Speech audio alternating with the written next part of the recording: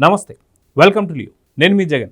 YS Jaganmohan Reddy హయాంలో 2019 నుంచి 24 వరకు కల్తీ మద్యం కేసు గురించి అందరికీ తెలిసిందే. 3500 కోట్లకు సంబంధించి ఓన్లీ ముడుపుల పైనే ఇప్పుడు ఒక విచారణ జరుగుతుంది. ఓన్లీ ముడుపుల పైన మాత్రమే, అంటే లంచాల పైన మాత్రమే.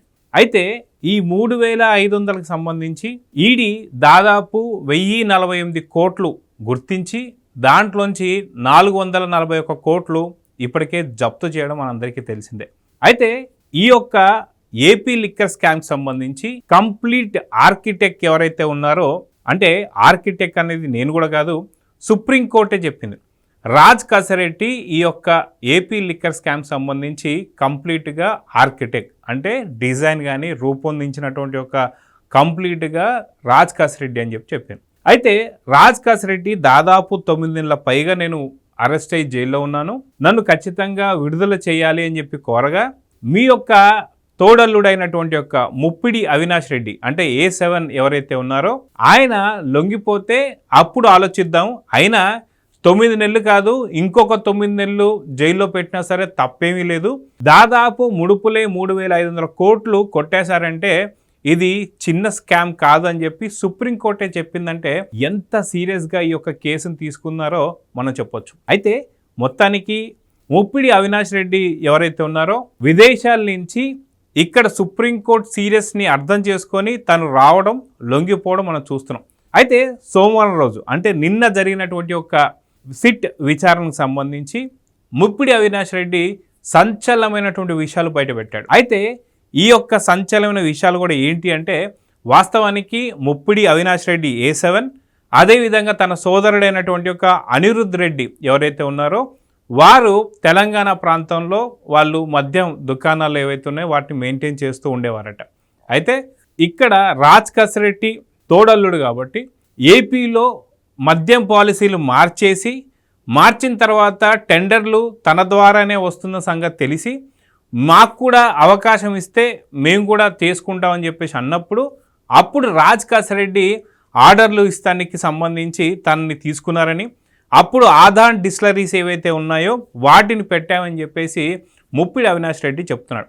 అయితే ఈ ముప్పిడి అవినాష్ రెడ్డి వచ్చినప్పుడు ₹1,00,000 పెట్టుబడి పెట్టానని చెప్పి కూడా చెప్తున్నాడు. అదేవిధంగా ఏదైతే మద్యం షాపులకు సంబంధించి డైరెక్టర్గా, అంటే ఆదాన్ డిస్టిలరీస్ ఏవైతే ఉంటాయో ఆదాన్ డిస్టిలరీస్కి డైరెక్టర్గా అనిరుద్ధ్ రెడ్డిని పెట్టానని చెప్పేసి ముప్పిడి అవినాష్ రెడ్డి చెప్పాడు. అయితే ₹1,00,000 పెట్టుబడి పెట్టాను, వచ్చాను, తర్వాత చూసుకునేసరికి వీళ్ళు ఒక డొల్ల కంపెనీలు పెట్టి, అది కాక మద్యం తయారీ చేయడమే కాకుండా అటు మిగతా SPY సంబంధించిన డిస్టిలరీస్ కావచ్చు, లీలా డిస్టిలరీస్ కావచ్చు, ఇలాంటి అనేక డిస్టిలరీస్ అన్నిటితో కూడా సంబంధాలు పెట్టుకొని వీళ్ళు గవర్నమెంట్కి పంపడం, అంటే మద్యం తయారు చేసి ఎమ్మటే గవర్నమెంట్కి పంపడం, అక్కడి నుంచి అమ్మకాలు, ఇవన్నీ కూడా చూస్తే అసలుకి ఊహించనంత మాకు ఆర్డర్లు వచ్చాయి. ఆర్డర్లను కూడా మేము తట్టుకోలేకపోయాము, మేము అవి చేయలేనంత పరిస్థితిలోకి వచ్చేసాము అని చెప్పేసి ఇక్కడ ముప్పిడి అవినాష్ రెడ్డి చెప్తూ వస్తున్నాడు. తర్వాత కొద్ది రోజులకి శరత్ చంద్రారెడ్డి ఎవరైతే ఉన్నారో, శరత్ చంద్రారెడ్డి అంటే మీ అందరికీ తెలిసిందే విజయసాయి రెడ్డి వాళ్ళ యొక్క అల్లుడు. అయితే శరత్ చంద్రారెడ్డి ఎవరైతే ఉన్నారో ఆయన వచ్చి 60 కోట్ల రూపాయల పెట్టుబడులు పెట్టాడని చెప్పి చెప్పడం. అయితే ఈ 60 కోట్లు ప్లస్ ఇవన్నీ చూసుకునేసరికి పూర్తిగా ఏపీలో ఉండేటువంటి ఒక మద్యం ఆర్డర్లన్నీ కూడా వీరికే వస్తున్నట్టు, అక్కడ ఉన్నటువంటి డిస్టిలరీస్ అన్నీ కూడా వీళ్ళ ఆధ్వర్యంలో ఉన్నట్టుగా అక్కడ అర్థమైపోయింది ముప్పిడి అవినాష్ రెడ్డికి. తర్వాత ఎన్నోసార్లు అక్కడ వచ్చినటువంటి ఒక కొనుగోళ్లు కావచ్చు, లేదా అమ్మకాలు కావచ్చు, వీటికి సంబంధించినటువంటి ఒక ఏవైతే ఉంటాయో వాటి ఇన్వాయిస్లు కావచ్చు, ఇవన్నీ కూడా డమ్మీ ఇన్వాయిస్లు ఇవన్నీ పెట్టడం, వాటికి సంబంధించినటువంటి ఒక నిజమైనటువంటి యొక్క అమ్మకాలు కొనుగోళ్లకు సంబంధించిన ఇన్వాయిస్లన్నీ కూడా డిలీట్ చేయడం కానీ, డెస్ట్రాయ్ చేయడం కానీ, ఇదంతా కూడా రాజ్ కసరెడ్డి చేశాడని చెప్పేసి చెప్తున్నాడు. అదేవిధంగా చూసుకుంటే కొద్ది రోజుల తర్వాత ఈ యొక్క అమ్మకాలు కొనుగోలు పెరగడంతో భారీగా డబ్బులు రావడంతో ఆ డబ్బుల యొక్క పంపకాల లోపల గొడవలు వచ్చేసి రాజ్ కసరెడ్డి అండ్ శరత్ చంద్రారెడ్డి వీరిద్దరికీ కూడా చాలా పెద్ద ఎత్తున గొడవైందట. అందుకేనేమో ఇక్కడ రాజ్ కసరెడ్డి విజయసాయి రెడ్డిని బట్టెబాజు అంటున్నాడు.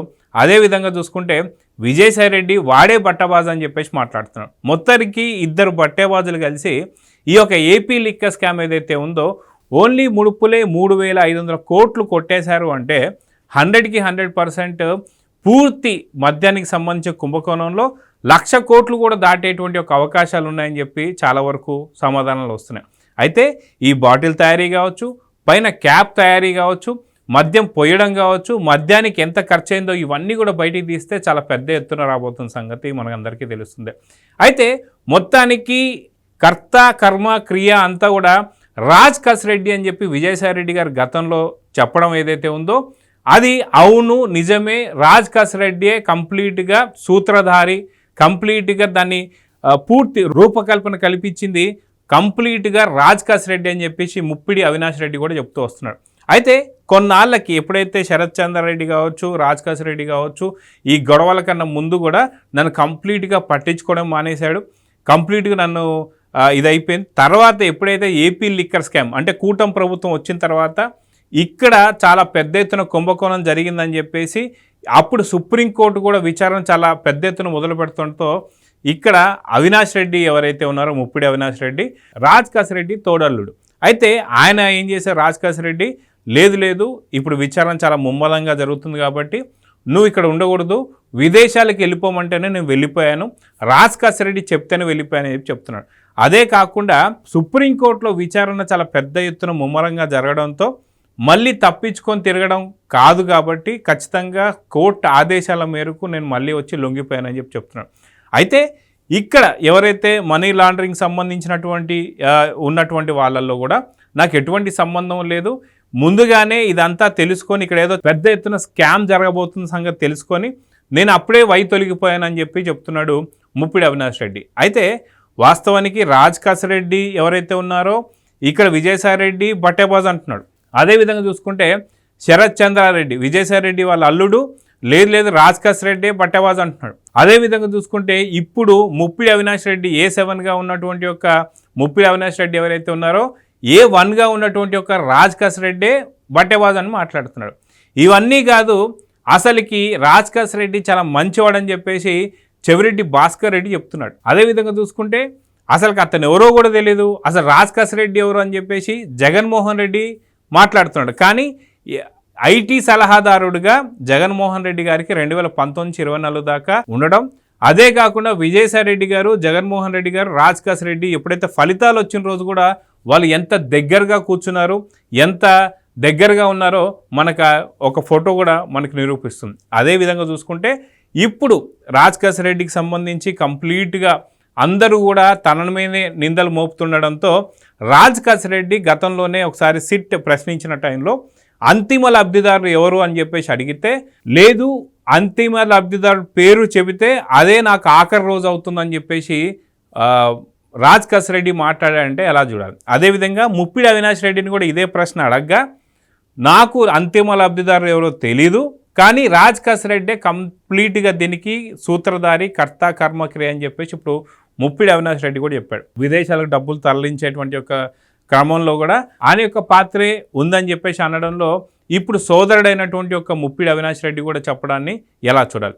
అయితే మొత్తానికి చాలా కీలకంగా మారినటువంటి ఒక ఈ దశలో ఓన్లీ ఒకే ఒక్కరు నోరెత్తితే అంతిమ లబ్ధిదారుడు ఎవడో దొరికిపోతాడు. అయితే ఇప్పటికీ చూసుకుంటే మనకి చాలామంది ఉన్నటువంటి ఒక సూత్రధారులు ఎవరైతే ఉన్నారో, చాలామంది ఈ యొక్క కేసులో ఇరుక్కున్న వాళ్ళు ఎవరైతే ఉన్నారో వారందరూ కూడా అక్కడ రాజ్ కసిరెడ్డికి సంబంధించే అందరి వేలు చూపిస్తున్నాయి. కానీ తన వేలు మాత్రం జగన్మోహన్ రెడ్డి వైపు చూపిస్తుందని చెప్పి, ఒకవేళ నిజంగా జగన్మోహన్ రెడ్డి గారి పేరు చెప్తే ఖచ్చితంగా అదే ఆఖరి రోజు అవుతుందని చెప్పి గతంలో కూడా చెప్పాడు. అదేవిధంగా చూసుకుంటే భారతిరెడ్డి గారికి సంబంధించి కూడా ఇప్పుడు విచారణ జరగబోతుందా అంటే అవుననేటువంటి సమాధానాలు వస్తున్నాయి. ఎందుకంటే గత కొద్ది రోజుల క్రితం మనం చూసాం, ఏదైతే కృష్ణమోహన్ రెడ్డి కావచ్చు, ధనుంజయ రెడ్డి కావచ్చు, వీళ్ళందరూ విచారణ జరిగింది. ఇప్పుడు అదేవిధంగా బాలాజీ గోవిందప్ప అంటే Bharathi cements whole time director ఎవరైతే ఉన్నారో బాలాజీ గోవిందప్పను కూడా పిలవబోతున్నారన్న సంగతి తెలుస్తుంది. గతంలోనే వెంకటేష్ నాయుడు తనకు సంబంధించిన వీడియోలు ఏవైతే ఉన్నాయో ఓన్లీ 1-2 మాత్రం మనకు బయటకు వచ్చాయి, కానీ చాలా ఆధారాలు సిటీ దగ్గర ఉన్నాయి. ఏదైతే కొలతలతో కోలుస్తూ ఇన్ని అంటే ఇంత ఉంది అంటే మనకి ఇది ఇన్ని కోట్లు అని చెప్పేటువంటి ఒక పరిజ్ఞానం ఏదైతే ఉందో వెంకటేష్ నాయుడికి సంబంధించి అది కూడా ఆయన కూడా విచారించడం అయిపోయింది. ఇప్పుడు బాలాజీ గోవిందప్పను విచారిస్తారు. దాని తర్వాత ఇమీడియట్గా ఏపీ లిక్కర్కి భారతీ సిమెంట్కి ఉన్నటువంటి ఒక కనెక్షన్ ఏంటి అనే దానిపై అటు భారతిరెడ్డి గారిని అదేవిధంగా తన హయాంలో అంటే 2019 నుంచి 24 దాకా వైఎస్ జగన్మోహన్ రెడ్డి హయాంలో ఇంత భారీ స్కామ్ జరుగుతున్నటువంటి టైంలో జగన్మోహన్ రెడ్డి కూడా ఇప్పుడు పిలిచే అవకాశం ఉందని, ఒకళ్ళు పిలిస్తే నాకు తెలియదు, గుర్తులేదు, మర్చిపోయా, ఇలాంటి సమాధానాలే జగన్మోహన్ రెడ్డి చెప్పబోతున్నాడా, లేదంటే లేదు ఆ బట్టే బాస్తో నాకు ఎటువంటి సంబంధం లేదు, ఆ బట్టే బాజే మొత్తం చేశాడని చెప్పి తను కూడా రాజ్ రెడ్డి పేరు చెప్పబోతున్నాడా? సో మొత్తానికైతే ఒక పెద్ద ఇంట్రెస్టింగ్గా మారింది. సో స్వయాన రాజ్ రెడ్డి సోదరుడే మా అన్నే కంప్లీట్గా దీనికి సంబంధించినటువంటి ఒక అన్ని చూసుకుంది అని చెప్పేసి చెప్పడాన్ని ఎలా చూడాలి? కంప్లీట్గా 2019 నుంచి 24 దాకా దాదాపు 35,000 మందిని చంపి దాదాపు ఓన్లీ ముడుపులే 3,500 కోట్లు కొట్టేసి, అది కాకుండా ఇప్పటికీ కూడా దాదాపు 3 నుంచి 4 లక్షల మంది కిడ్నీలు లివర్లు చెడిపోయి వాళ్ళు ఇప్పటికీ కూడా ట్రీట్మెంట్ దాంట్లో హాస్పిటల్ చుట్టూ తిరుగుతూ అటు ఆంధ్రప్రదేశ్ కావచ్చు, హైదరాబాద్ కావచ్చు, బెంగళూరు కావచ్చు, ఈ చుట్టూ తిరుగుతున్నారంటే ఈ పాపం ఎవరిది? వాస్తవానికి అంతిమ లబ్ధిదారుడు కావచ్చు, లేదా భారతీ సిమెంట్స్ సంబంధించినటువంటి డైరెక్టర్ అయినటువంటి యొక్క భారతిరెడ్డి గారు కావచ్చు, అదేవిధంగా అప్పటి ముఖ్యమంత్రి ఎవరైతే ఉన్నారో జగన్మోహన్ రెడ్డి గారు కావచ్చు, వీరందరినీ విచారించాల్సి ఉందా లేదా?